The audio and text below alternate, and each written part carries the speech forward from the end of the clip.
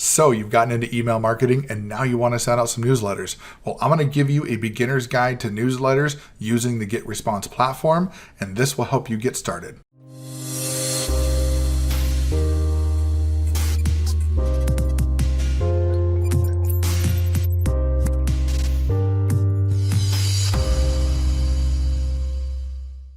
We're back and we're going to go ahead and get into the newsletters for beginners here real quick. But first, go ahead and smash that like button, hit that subscribe, hit that notification bell. That way you don't miss any of my other videos.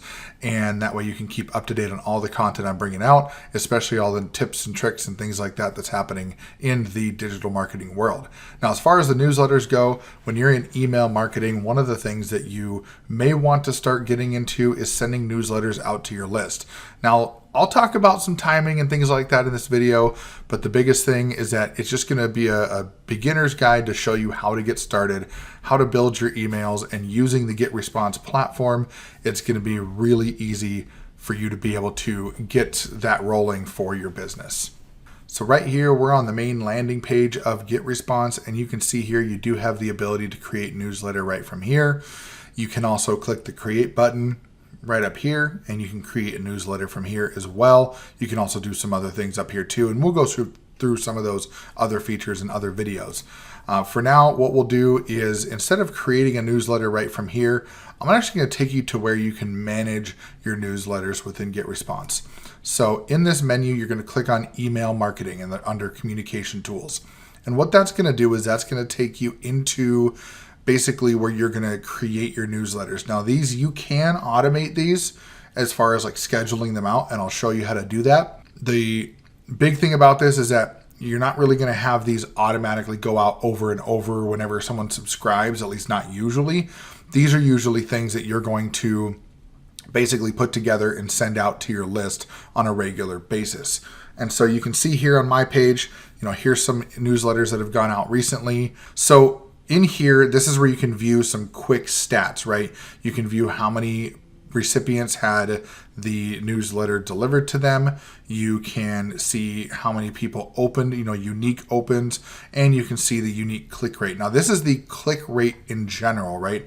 This is the delivered messages and then the click rate from all the delivered messages. This is not your click to open rate.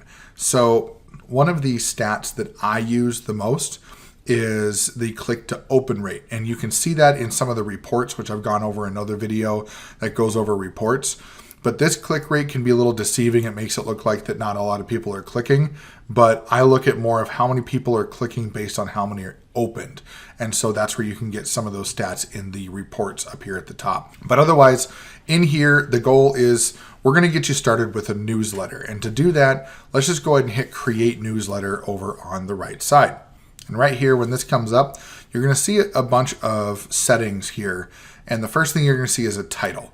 And so what you're going to want to do is you're going to want to put a title in here. And this title is not the subject line. This is just for you, but I recommend putting the title as your subject line just so you know which one it was. You can kind of keep an eye on which ones perform better, and then which ones don't, and which ones not to reuse, right?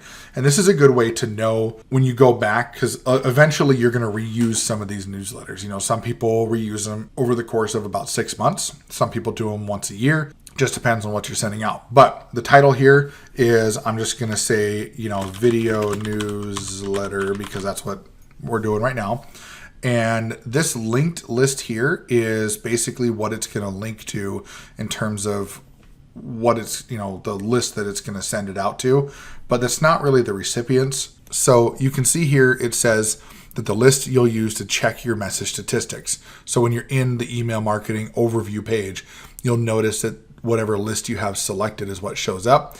I personally just have them all selected so I can see stats from everything. Some people might have different lists for different newsletters.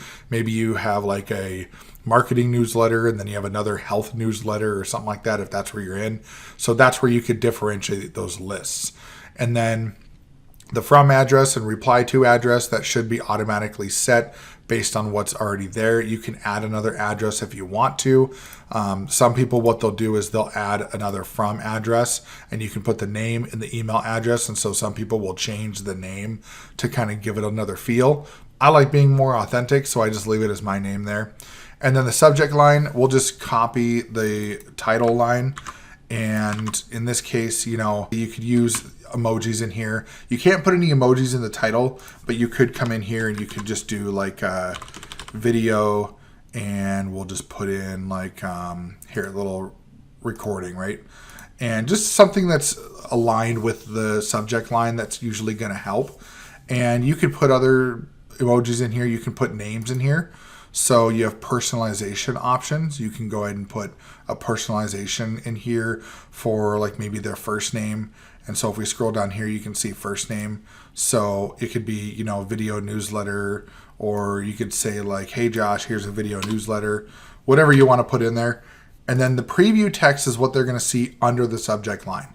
So if you've ever opened up, looked at your emails and you see the subject line and then you see that text underneath, and then when you open the email, that text is nowhere to be seen, it's because they used this preview text. And it's basically a sneak peek, right? So newsletter for beginners video. And you don't have to capitalize it if you don't want to. It's just a habit of mine. So that's what they would see in the preview text, right? And then when you open up the email, that won't be the first line of the email. That's just the preview text in their inbox. So the next step you would do here is add your recipients. Now, in this case, I'm using my newsletter list. So I would add, obviously, the newsletter list. You can see I was talking about some of that non-engaged down here. That's some of my automation that moves them into a different list. There's a whole nother video on that. I'll put that as a card up top for you. And then, so we're going to add those recipients. That's 766 recipients here. And basically that's where we get into designing the email. Now, to recap real quick, right? We got the title. We've got the list that it's going to be linked to, the from address, the reply to address, your subject line, and your preview text. You can add emojis and even personalization options in there. And then you've also got your recipients. And you do have the option to exclude contacts from there. So maybe there's somebody that is kind of being iffy with you and you want to exclude them out, or you want to maybe exclude a certain amount of people from a list or a segment. You can always do that. I don't use that all much because I do all that stuff in my list already. So when we get into the designing of the message, this is where it gets a little bit tricky for some people, right? Is because they come in here and they have all these templates to choose from. And so, we've got all these fitness ones. So one online fitness program, mindfulness online course, mental health coaching. You don't have to use any of those if you don't want to. But in reality, the big thing is that eventually you'd want to get into some templates that you have. And so the second group obviously is the My Templates group. And so here, this is where you can create some templates. I will be doing another video coming up here soon where I will talk about designing and saving templates. And so that's going to be something else that you'll be able to see later on. So make sure you subscribe so you can get notified for that one coming out. Otherwise, I'm not going to use one of these because I want to show you how to actually build the message. There are a couple other options. You have an HTML editor. So if you're a big time email marketer and you used to do all this stuff by hand, you absolutely have the option to do an HTML editor like this. And then you just put in all your information. It'll edit it out. I don't recommend that just because a lot of email inboxes now, they don't like heavy HTML design because it just makes it really clunky for them to be able to load that in their page. So that's why places like GetResponse, ActiveCampaign, Aweber, all these autoresponders, they're generally designed to be easygoing with the email inboxes. You can choose existing messages as well. So you'll see I get a big list that pulls up here. So if you wanted to use one of your previous newsletters, you could sort by created. You could change the types of messages, right? You could go grab from autoresponders or automation or even your drafts because it will bring that up. But for now, we're going to go into blank templates. Now, you'll notice there's not a lot of these because it's pretty simple. You've got a 1 column, 3 columns, 2 columns, or blank. I'm going to go with 1 column because that's the easiest one to work with right away. You can get into some of these other ones, but you don't really need to all that much. And so we're going to go ahead and click on use template, and it's going to automatically load this up in the builder in GetResponse. Now, while this is loading, I just want to talk about a couple things here.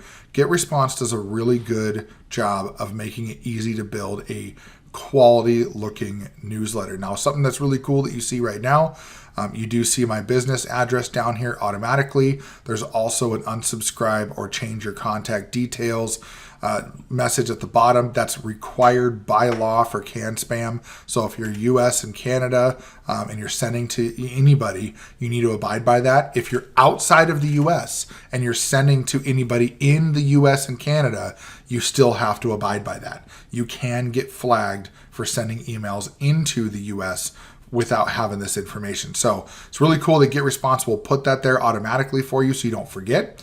And then also the powered by GetResponse down here. And then you have, with this one column blank template, you do have the option to have a logo. Now I have a logo on mine. You don't necessarily need it, but I'm going to go ahead and put one in here. Okay. And so when I click on that, you'll notice on the right side, it automatically changed to this header. And you can see that there's a link text to view online. There's the, your style and everything like that. And then you have the option to do a logo. So I'm just going to quickly grab a logo here just to show you. And I believe that having a logo on your business, it helps with that credibility. It helps build that authority. And so I'll just go ahead and use this guy right here. It's going to bring it in. And once that pops in, you can see it's really big. So what I'm going to do is I'm actually just going to bring that down a little bit. So you can go down here to logo alignment and you have the size here. So you can just keep clicking on that number till it gets to the size you want. You could do left, you could do right, you could do center. It's really easy just to click these alignment buttons over here. No custom coding to do any of this. It does it automatically for you. You can make it even smaller if you want. And you notice this little lock button over here, it does give you the opportunity to unlock that. And then you can just change the height or the width. And it'll change it independently, or you can continue doing it this way. So, there we go. We'll just leave it in the center. Why not? And you can put alternative text. So if the logo doesn't show up, then it gives a text there. So we could just say like JKS logo, right? That's, JKS, we'll just keep it that way. And there's other options in here that you can go through, and you've got different logo padding, so you can make a pad around the outside of the logo. You can make it smaller, you can make it bigger. It doesn't really make too much of a difference. It just basically is the space around the picture. And background color as well, you can change the background color if you really wanted to. So if I do this, you'll see that the background color at the top of the header actually changes. I'm just going to leave it as transparent for now. And what we're going to do is we're going to go over, so you can see right now, we don't really see a whole lot, right? We've got the header here, and then we got the footer down here. And this footer, this is the bottom, right? So if you hover over it, this is the footer. And so it says right here, you can't remove or hide the unsubscribe link or any other footer element required by consumer privacy and anti-spam laws. So that's what's going on there. I recommend if you're going to have an address, so that address is not my home address. Obviously, I'm not going to be giving that out publicly. That address is basically just a business address that I built up. It is a personal mailbox, but it does not go to my home. It actually goes to a separate building altogether that's a good distance away from my home. And then that way, there's no chances of someone getting my home address. And so I highly recommend doing that if you're going to send out newsletters, is don't use your home address, get yourself an address listed. I think mine cost me $10 a month in US dollars. So check on that in your area. Make sure that that's something that you want to do if you're going to send these out. So anyways, and then if we go back up to general, that's going to get us into just the general email settings. 600 pixels wide is a pretty good size. That's easily viewable on mobile devices and looks really good on desktop. You can go down, I would say you could go down as low as maybe 400 if you want to make it more narrow and make it feel more like what it would on mobile. But I wouldn't go any wider than 600. Otherwise, you're going to get really wide emails, or it's just going to look bad on mobile devices. It's not going to port over between desktop and mobile as well. So you can change background color here too as well. You can put a background image in. So if you wanted to put an image in and put some text over it, you can do that. All of that stuff, really, really great to do if you want to do that. You don't have to, but it's available. So to get started writing your newsletter, you're going to want to choose layout. And layout is going to give you a few options, okay? So the first option we have is sections. So if I click on that, you'll notice that it's going to basically give you a set of sections on how you want to do it. So if you want to do 1 column, 2 columns, you can do 2 columns offset. You can do 3 columns, either even or offset, 4, 5, or 6 columns. You have those options. We'll just stick with 1 for now. And if I bring this over, you'll notice what it does, right? Is it wants to drop it above or below this other box. And the reason for that is because there's already a column there. So you don't necessarily need another one, but I just wanted to show you what it looks like. Now, if I take over here and I go down and I go to basic blocks and we see image, text, button, video, spacer, social, custom, you have all these options, right? And if I bring this over, you'll notice now it drops it right in here. So we have an image, and we're just going to grab a random image, and I'm just going to grab something that that I can use easily. So I'll just grab my book here. So this is going to turn out pretty big right away. And again, this is where we can change the size. Now, the cool thing about this, if you know kind of what size you want to bring it down to, you can bring that down to that size. So there's width and there's height. I like to go by height, so I'm going to bring it down to 500 pixels. And you notice how that immediately changed the size. Then I decide, you know what? I want to go a little bit smaller. Let's go 400. And then now there's a manageable size, okay? So we're going to say that looks good. I'm not going to change anything else. I could change the alignment if I wanted to, but I like having things kind of in the center unless I'm doing something specific for an email. And to get back to where you were for the editing blocks, you just click the back button up here like this. And then it's going to bring you back here. So now we're going to do a text box. And you notice what happened there, right? I drug it over, I got to the bottom, and it dropped this box right underneath. I didn't have to grab a new section. I didn't have to get a new basic block or whatever. I grabbed the text box and put it right underneath this image box. And here you would just, you could type in whatever you want. So this is a box to use for text in your email newsletters, right? And then from here, you'll notice right away, notice how these boxes are like immediately together like this. So there's no space. So what you can do, you can change padding. So for example, if you see down here, if we go click on the text box, it's going to give us this option for padding right here. And you can either change all, which is the whole surrounding of padding, or you can click the toggle to change individually. So maybe I just want to change the top padding to like add some more space between the image and the text. So what I would do is I would just click that a few times, see kind of what it looks like, and give us some space between the image and the box here. So you can do it that way, right?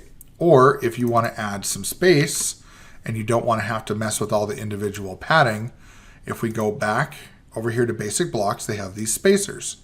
And if you hover over here, it's going to give you the opportunity to put that spacer in between these two elements. And now you have an actual spacer here, so you've got this kind of default size for the spacer, which if you click on the spacer and you look at the height, it's going to give you the height in pixels for that space. I like using spacers if I'm going to be doing a lot of, breaking apart things, but I also use the padding a little bit sometimes too. So it just depends on what my mood is at that point in time. There are some e-commerce blocks here. You can do products or recommend a product. But there is also this My Blocks section. You can see I've got a few different blocks here that I've put together. These are ones that I've got a customer farewell. I've got a general disclaimer. So like my disclaimer is all about just the fact that I'm an affiliate marketer. So I run a for-profit business.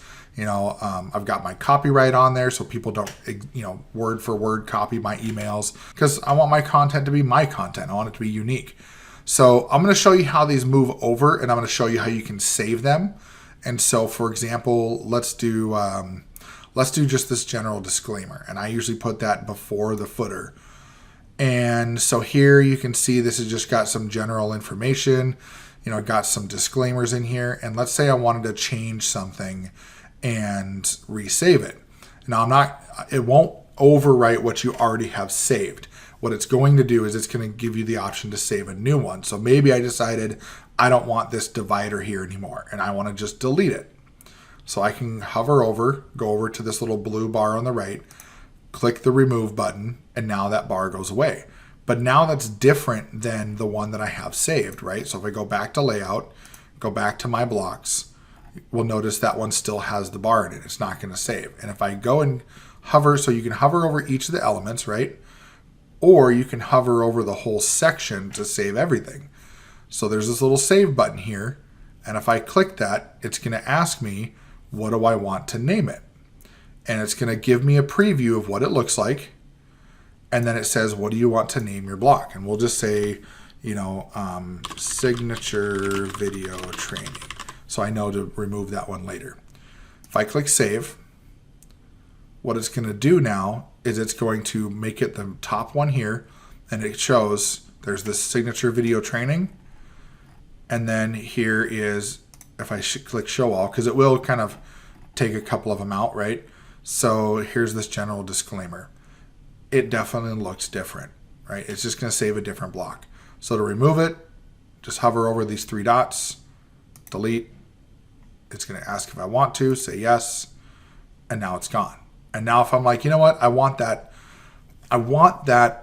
element back. I want that divider back, but I don't want to have to go back through and try to find it and put it in there. I want it the way it was. I can just remove this section, come over and grab this general disclaimer again, put it in the spot that I want it, and there you go. And now it's back with that bar like it was before. So, great thing about this is it gives you the opportunity to start saving some of the things that you use all the time. And like I said, we'll go through templates at a later time and how to build those out and make it easier for you to do newsletters so you don't have to do this every single time. But for now, that's your basis of building the actual frame of the newsletter. You can do anything like for the images, you can edit the images in line. So if you wanted to cut out maybe like the bottom piece here, you can click on the image, then come over to the right side and click on edit. And it's going to pop up an edit option here. And this is going to give you the opportunity to edit the photo in line while you're actually building the newsletter, right? And so here I could take this and I could say, you know what, I want to crop that out and make it smaller. I could totally do that. Save it. It's going to export the picture. And then you'll see here, once it refreshes, it's going to crop out that bottom. But you notice one thing that happened, right? It reset the size. Why did it do that? Well, because I cropped the normal piece of the picture. So now we can take this back down and say, I want to go back down to 400. And now it just resized that photo the way it needed to be. So pretty simple with that. Everything's drag and drop. And if you wanted to as well, when you're in a section, if you wanted to change the number of columns, you have the ability to do that inside the section if you want to. And then you even have the ability to change some of these column settings in there as well. So a lot of stuff to go through, way too much for me to go through on a single video because I don't want to make this too terribly long. But that's the basis of the editing when you're in the newsletter. And now your options, you can test it and preview it. So send a test message will give you the option to send it to your email. Preview will show you a preview of just the email itself. Inbox preview is actually really cool because it will give you a list of all the different inboxes that are available. So like Yahoo, AOL, Outlook, Gmail, and it kind of builds a preview in each one, but it does take a long time to load. So I'm not going to use that here. You can also do a spam check. So if I click spam check right now, what it's going to do is it's going to pull that up on the right side and it's going to say, hey, look, there's little chance your message will land in the spam folder. You check the details, right here. Here's where it says, this message is properly signed by DKIM. That's good. So it's basically telling me I'm good to go with spam. So save and exit. So here we talked about templates, right? So you could save as a template if you like this one, or you could save as a draft and exit, without having to actually save the email itself. And you can go back later into your drafts and finish the editing if you wanted to do something like that. Or just click next to go to the next step. And when you click next, you're going to notice it takes you right back to the editing page. All of our settings are still there. And now we get down to the bottom piece. Now there's the tracking. I will leave click tracking on if there's any links in here, which there are. I don't have Google Analytics turned on, so I don't need to worry about that. I don't have any e-commerce stuff set up in there, so I don't need to worry about that. If you do want to use Google Analytics, there's a lot of other information, and I might go through a tutorial on that as well. Otherwise, e-commerce, I'm not an e-commerce person myself. Maybe in the future I might get into that, but as of right now, that's not my thing. So I'm going to leave it as just click tracking. For sharing, if you wanted to add a Facebook account or a Twitter account to do some sharing, basically what it would do is it will post this message as a tweet so your followers can see it. I do emails a little bit longer, so they would be really long threads and wouldn't be so great. Same thing with Facebook. It's going to do a post on your profile so the followers can see it, and I'm not really into that either. These are just for my email list. I do different things for my social media. And then you have your option of when you want to send it. You can send immediately or you can schedule it for later. Now, I'm going to show you how to schedule for later, but I'm not going to send it out. Obviously, this is just a test message. But if you really wanted to get it out right away, just leave it as send immediately and hit send message. Otherwise, you have perfect timing over here if you want to do that as well for sending immediately. And that just basically means that as you send emails, GetResponse is going to identify when people open your emails, and then it's going to deliver the email at that perfect time for when they would be most likely to open that email. Pretty powerful stuff. You're going to notice, though, when I switch to schedule for later, you're going to see another option there at the bottom, right? So you're going to see the date and time zone, but now you're going to see this time travel option, okay? So I'm going to set what my normal time would be for most of these emails. And I'm just going to say, we'll just say the 20th just to give me more time in case I forget later. And you can do the numbers with your keypad if you want, or you can use the arrows. So I'm just going to say 7 tab 0 to give me 7 a.m. I just click off of that box. You can see it updated here. And then the time zone is Central Time for me. And so now we have the option of time travel. Now I'm going to show you this. It's going to look kind of funky right away, but I'll explain it here in a second.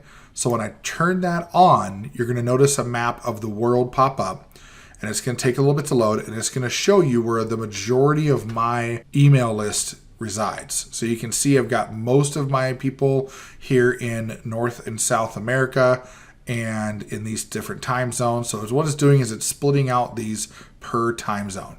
So as of right now, I've got Central, Eastern. This is Alaskan time over here. You know, we've got some other time zones, over here in like Brazil. And then we've got some other time zones in Europe and Nordic countries, some over here in Australia. So I've got some people that are kind of all over the place, but most of my people are here in the US and Canada.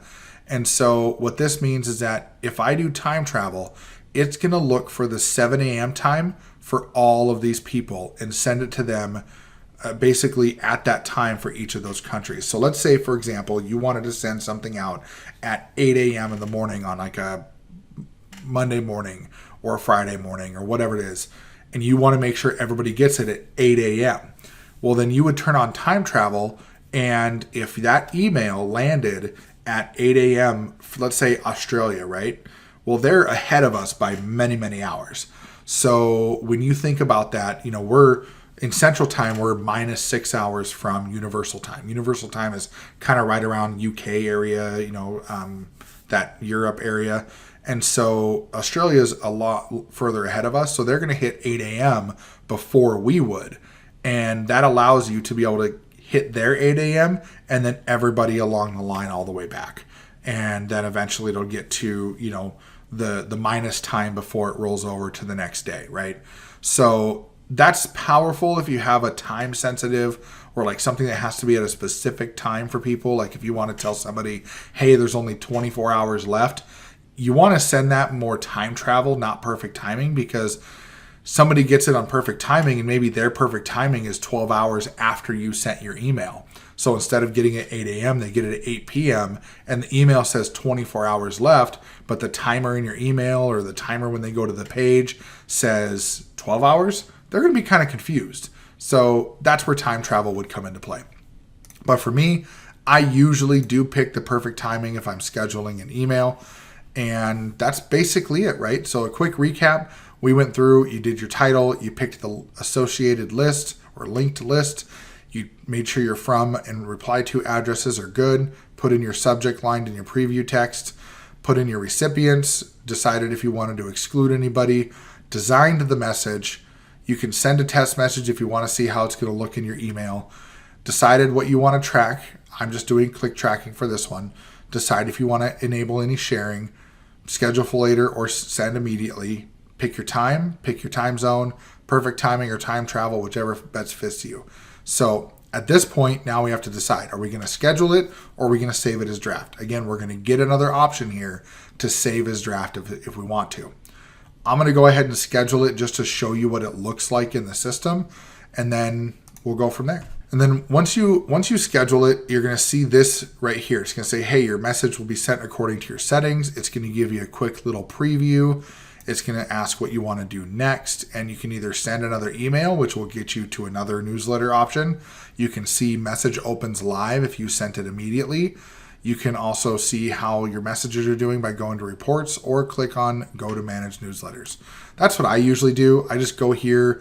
It's a peace of mind for me to be able to identify that it's working, that it's scheduled, and then that's it. And so you can see here, there's this little icon, this little time stopwatch icon, and it's the perfect timing icon. Now, I have not done a time travel one recently, so I really wouldn't be too worried about trying to go back through and show you what that looks like, but it would show up right here like this as well. It would say time travel, or it just won't say anything if it was sent immediately. Either way, you can see I do mostly perfect timing because it works, right? I'm getting some decent open rates, I'm getting some clicks, and so that's what matters. All in all though, doing a newsletter in GetResponse is fairly simple. You don't really have to worry about too much. And I will say that if you want some help with your newsletters in GetResponse, what I would recommend is go through a lot of their help stuff. If you go up to the right over here, there's this little, looks like a life preserver. That's their help icon. And they're actually going to have this marketing toolkit, and they're going to have some help center articles where you can learn some of the stuff in here. Or you can reach out to me, ask questions. I'm open to be able to answer whatever questions you have. And if you have any other ideas for future videos, pop them in the comments down below. Let me know if you got value from this video. Again, don't forget to subscribe. That way you can get notified of all my videos coming out in the future. And make sure you check out the video right below. And that's going to get you one of my best recommendations for you here to move your business forward.